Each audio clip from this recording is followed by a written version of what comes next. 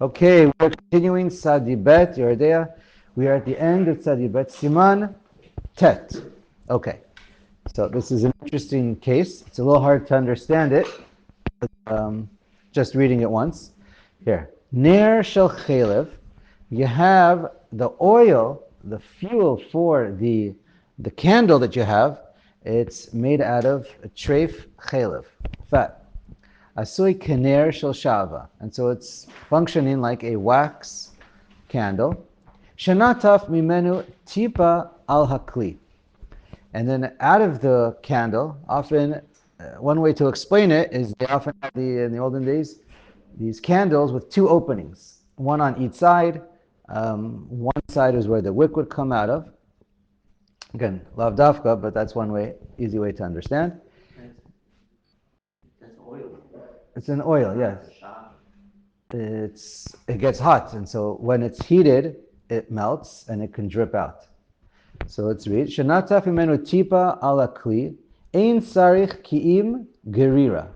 So if you have, this is referring to, well, we'll just say to make it simple, you have a distant um, liquid fat of treif that drips off the end of the candle. That lands on your kli. It's not a problem. It does not treif your dish. All you have to do is just scrape off all of that, wash well, all of that, the chaylev that drips onto your kli. But it doesn't osir the kli at all. Okay.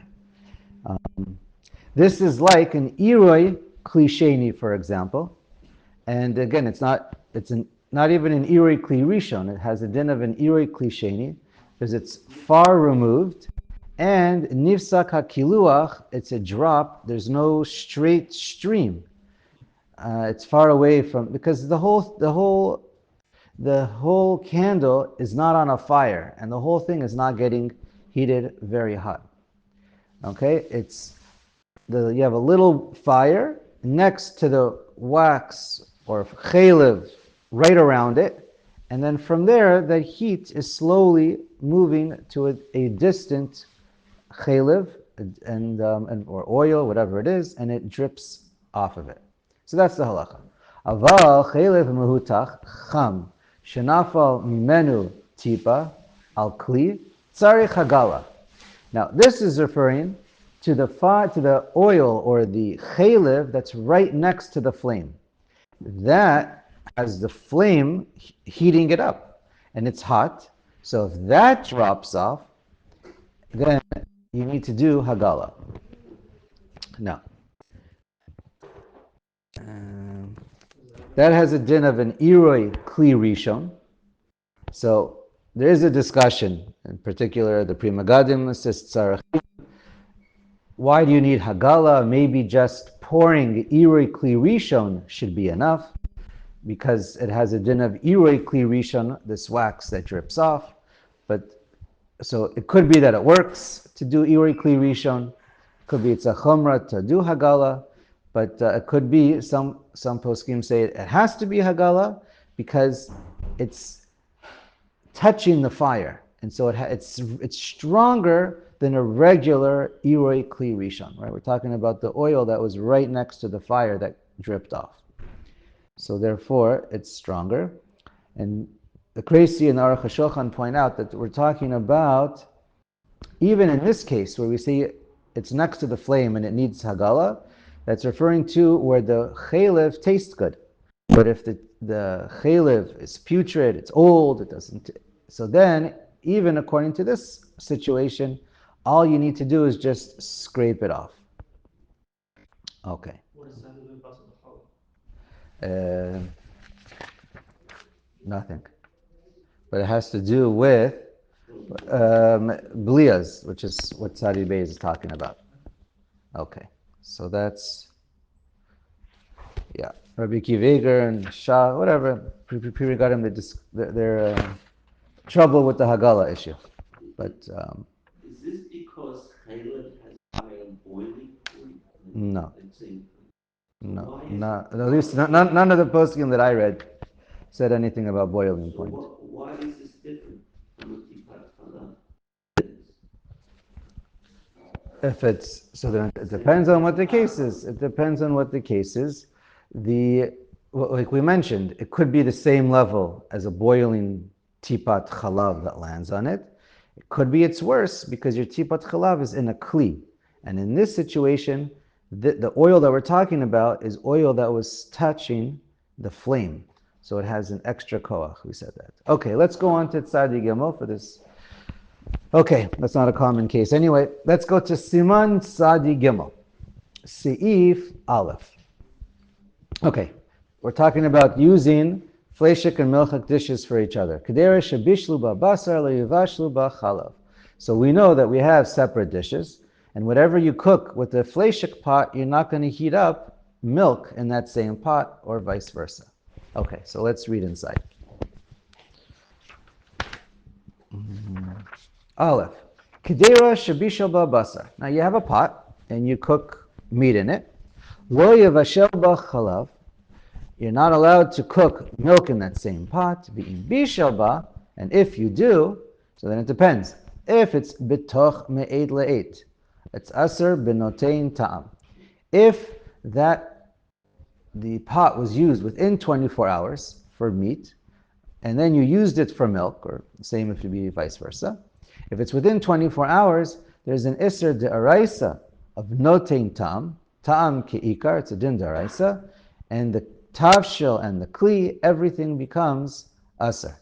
Whatever you have, whatever becomes through the blia within 24 hours would be aser to eat. And we're going to, because it has a good flavor. Chazal say once it's after 24 hours, anything that's belua in the kli, we don't usually say this by mamashas. If you have actual food or fat, a little bit of residue, for that, we do not apply ta'am lifgam after 24 hours, but if it's just balua within a kli, that's the halacha. We say after 24 hours, it has a bad flavor, ta'am lifgam, and therefore it is no iser de'araisa. It would only be iser de'rabanan to use such a kli, and the food itself, we're going to see, is often mutter b'di'evid. Okay, let's keep reading. The Ramah. Oh, yeah. So, anyways, they point out that we're going to see as we read that according to the Shulchan Aruch, he says it's all based on flavor, and you're allowed to give it to a goy to taste. And the Ramah writes, and the Kaf HaChaim says that's the minhag for both Ashkenazim and Sfardim, is we always using it neged to shishim, not. Okay. We don't rely on tasting. We always go with shishi. Okay. I'm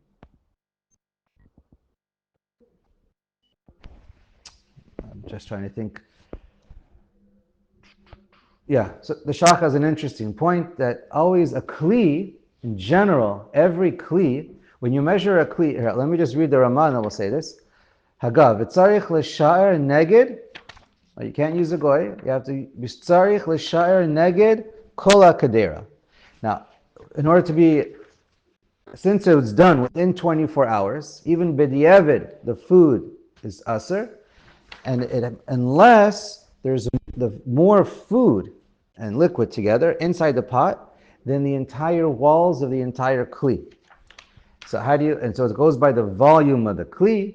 If you want to do an experiment or whatever, see how much the kli is, you just put it inside a bowl of full water, you displace it, whatever pours out, that water is the volume of the kli. So in order for it to be kosher, that batal b'shishim, there has to be more food in the pot that spills out, or the walls of the kli. The volume of the kli. Yeah, the volume of the metal of the kli. Okay. Now the general rule is every kli that we have, it's never going to be batal b'shishim. The kli itself takes up more volume than 1/60th of the food inside the pot. That's the general assumption. There are exceptions to the rule.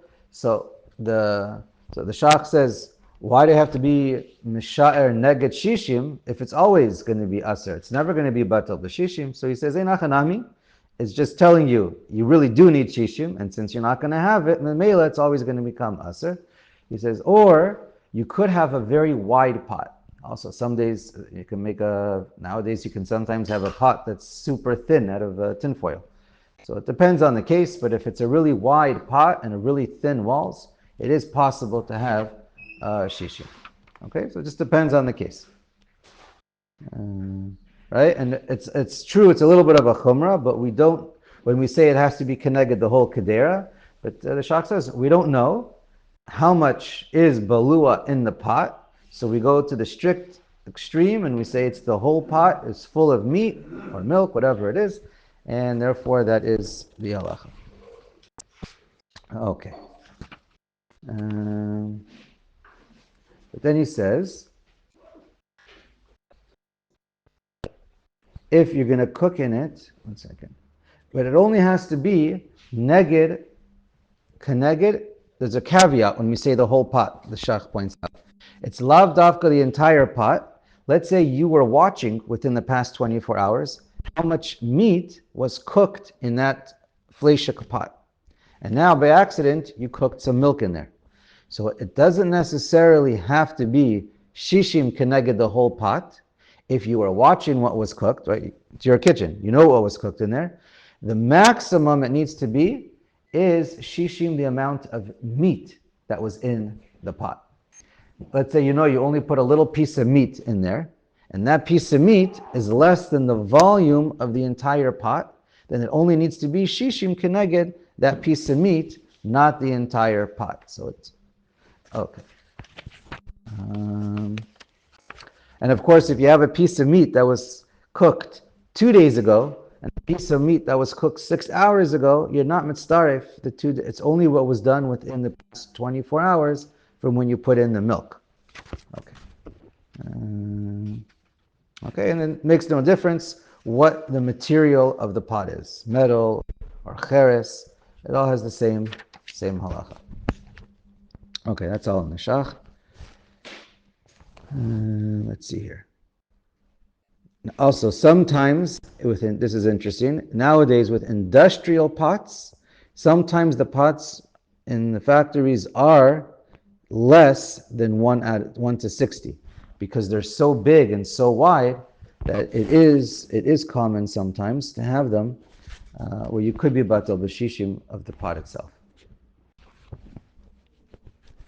Okay, let's go on. Aval. Im shaha me'et le'et, kodem shebishel ba havele notin tam lifkam, umuter hatavshil. Okay, so what is this saying? If you cook after 24 hours between the meat and the milk, it's a fleshik pot, but you didn't use it in a week or in a day, whatever it is, hasn't been used in 24 hours. And now you're going to cook some milk in there. So then we say the balua of the meat that's in the meat pot is tam livkam, and mutar tavshil. The tavshil b'di'evet is mutar, because the whole thing is an issur derabanan, because we don't want to end up to keep on cooking it with the meat and milk. So we say it's usher to use it even in the future until you machshir the kli, or if it's cheres, you have to break it generally. Okay, so that's a mutar tavshil. But the kli obviously you cannot keep on using. Okay, so let's keep reading. Aval hakadera asur levashel ba lo basar velo chalav. Okay, so the Shulchan Aruch writes, if you have a meat pot and after 24 hours you cook milk in there, so in the pot, is there meat and milk together? There's no meat and milk in pot that was cooked together. Because when the bliya happened, it was already ta'am lifgam. If it's a meat pot, 24 hours you cook milk, there's no isser basar b'chalav deraisa in the pot, because it was more than 24 hours. So therefore, the pot, in essence, is kosher, and therefore you're not allowed to cook meat and or dairy again in the future into the pot until you kosher it, because on an Isser Derabanan level, it's always going to be Basar B'chalav. But Be'etzim, there's no Isser in the pot. So therefore, the Haggah reads, Rama says, Aval Shar Dvarim Mutter. But you're allowed to cook part of food in that pot.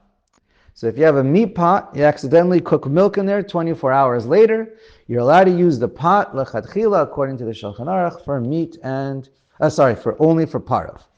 But meat and milk, or milk, would be aser midaraban, because they were both used in the past.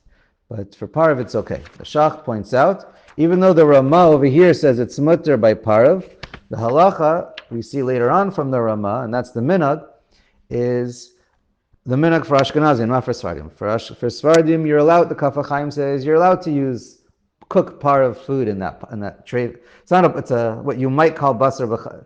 It's a basar pot that got milk in there after 24 hours. So according to the Sfardim, the Kaf HaChaim says you're allowed to cook with heat. You're allowed to cook part of food in there. According to the minhag for Ashkenazim, as brought down in the Shach and the Ramah later on, it's aser based on minhag to cook or to heat up part of food, anything in there. All right, because we're afraid it's going to lead to problems.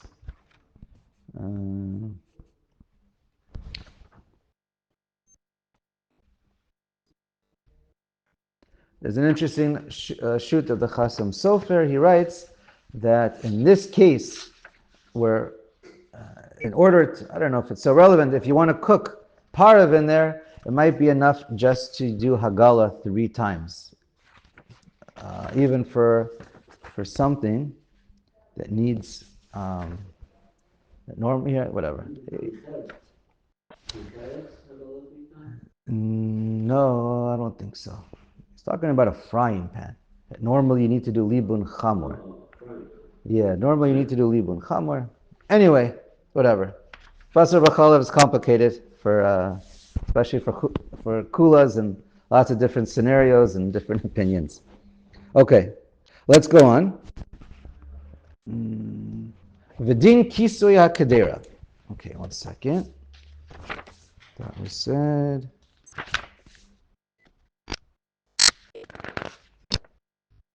Fine, let's go on to din kisui hakadera.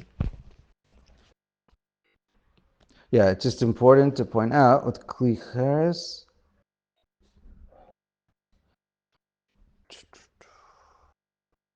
Here, just poskim point out when it comes to kli cheres, so you know you're going to have to. There's no way to kasher kli cheres that you have to throw away. And can you use it for cold? So here, Madanei Shulchan, he quotes b'shem the Radbaz and Kaf HaChaim. You can't even use this kli for cold, because again, it might lead to kala. You might end up using it for hot. But he does say you're allowed to sell it to a non-Jew, and I don't know how common this is, or you're allowed to give it away to a goyish neighbor, because Jews are not going to buy used pots, especially from their goyim. So, well, it's really anything. He says it by kli cheres because there's no way to kasher it, but really it should be. Jews are not. We don't usually buy second hand from a goy dishes for our kitchen. So it doesn't matter, even without kashering it, you're allowed to sell it to a non-Jew or give it away to a non-Jewish neighbor, because you're not afraid it's going to come back into your house. So not only do you not go like the Ramah and use it to cook parva in it, you can't even use it for cold. Yeah, you're not allowed to use it for cold either. For maybe cold parv, I don't know. I don't know about cold parv, but not for cold meat and not for cold. Maybe not even for cold parv. I don't know. Okay, mitzad minhag. Fine. And but what's important is if it's derech arai, everyone says you're allowed to. Let's say you have a one-off. You're stuck. This is the one pot you have. You need to use it one time, or you're a guest, or you're somewhere else. To do it with cold, purely get it cold, a glass of milk, to do it on even though it would be a fleisha cup, a one-off, just derech arai, that would be mutter. It's only if you do it b'derech kviyas, you keep it inside your kitchen and you're trying to switch over like that. Okay, let's get to the next topic in the Rama. He discusses din kisui kedera kedin kedera atzma. Now this should be obvious. The kisui, the cover, the lid of a pot has the same din of a pot. Because right, when you put the lid on the top, right, and you close it, all the steam comes up and around, and so it has the same din like it's in one pot. However, v'yesh machmirim, some say no, even worse. In other words, that's really the ikar din, what we just said. And it's right, simple. V'yesh machmirim b'kisui, some say when it comes to the lid, lomar da'afa pi she'eno ben yomo, dino ki ilu haya ben yomo. So we made a distinction until now. It matters if the pot that we're using is a ben yomo or not a ben yomo. Was it used within 24 hours or not? And that'll make all the difference, if you're mixing up the lids from a hot pot to a cold pot. So it's important to know if it's within 24 hours. But he says over here, Samra Machmer by a lid, not a pot. When a lid, even if it's not a ben yomo, it has the same status la halacha to be machmer as if it is a ben yomo. V'chen noagim b'ktzat makomos, and that's the minhag in some places, so it depends if that's your minhag. V'chen anin noheg, and that's what I do, mipnei minhag, because of the minhag. V'hu chumra below ta'am. But he says it's a chumra that has no ta'am. Again, I would say in the name of the Ramah, no pun intended, because he's saying, he's not, when he says the word ta'am over here, he's not talking about ta'am ki'ikar, he's talking about, and there's no reason for it. There's no reason for this chumrah, but there is such a chumrah, he's machmer, and that is the minhag, as far as I know, from all the Ashkenazi poskim, to be machmer. One second, okay, let me just stop here. So some say that the reason for so we have to try and explain what is at the bottom line, the Ramah says, I heard of the reasons, and I still feel there's really no reason for this minhag to be machmer. But what are the reasons for this chumrah? So the Marshal, some explain that it's because in those days, we don't really see these with our lids, but in those days, their lids, a little more crude, and they came to this little peak in the middle, and they would often have this crack in there. So you would have a lot of this steam and then schmutz and fat that goes into this crack that you cannot clean. And it would collect in there. And that's why it needs to be, so that's why we learned before, we don't say ta'am lifgam on mamashas. We only say ta'am lifgam if it's balua betoch hakli, after 24 hours. So that's one reason. And another reason some say that steam, because it comes up with power and it goes straight into the pot, it has extra power that makes it even more chamor than the kli itself. Obviously, most say, how's that even possible? How could the steam be more powerful than the kli itself, which is touching the basar, or touching the treif, whatever's in the pot? Anyways, so, like we read the Darchei Moshe, says it's a minhag taos, but Lamaisa, that is the minhag for Ashkenazim to be machmer. Now, how much do you have to be machmer? You need shishim in order for it to be batal b'shishim. Do we say shishim neged the entire lid, or only shishim keneged, let's say that crack that we spoke about, that little chalal? So that's a machloket. That's a machloket achronim, and let's see. The shach is machmer for the whole kisui. The taz is machmer only for that chalal. And so let's see what the Ramah continues. Umikol makom, the makom sheyesh shum tzad lahatir. If I can find any other snif to be materit, any other suffix, any other machlokas, any other reason to be makel for it, maybe you weren't sure if the lid was closed, I don't know, anything you could think of. So then bilavachi, so then he'll be makel mutter, or shehu litzor, or it has to be that if it's not a ben yomo, he'll be makel for. That's what we're talking about. Shehu litzorach Shabbos, or if it's litzorach Shabbos, we're not going to tell you have to throw out your food, or hefsid, or it's a hefsid and you're going to lose out. We're not going to tell you have to throw it away. So then, yesh lahatir im eina kisoy ben yomo. So if the kisoy is not a ben yomo, I'm not going to be strict for this chumrah.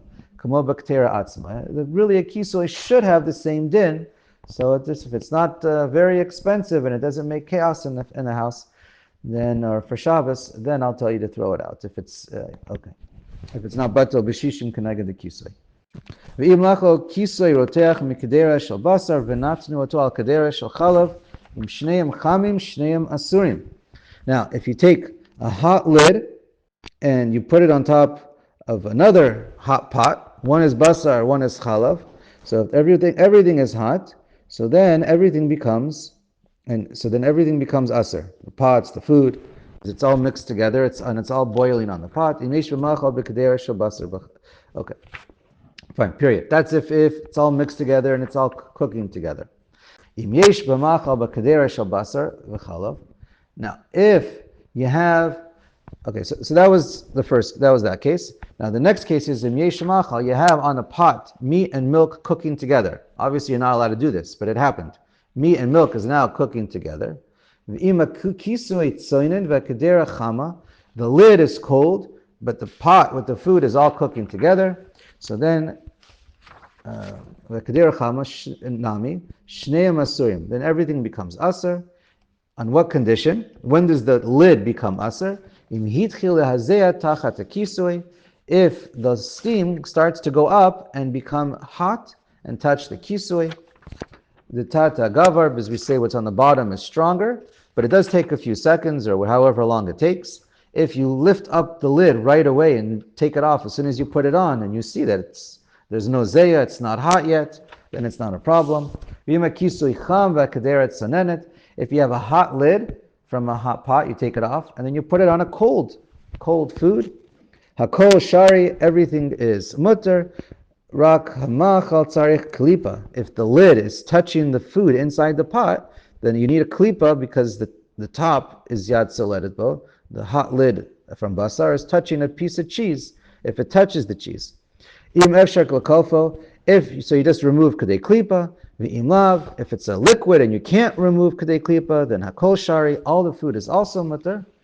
V'im loya machal b'kadera. If there's no food in the pot, it's just a hot lid touching a cold pot, hakol shari, everything is mutter. There's no moisture, there's no transfer. The havek shtei kaderos shenagu zel bezo. We're going to see later on, if you have two pots that are dry from the outside and they're touching each other, even if they're wet on the inside, there's no transfer and everything is mutter. I think that's good.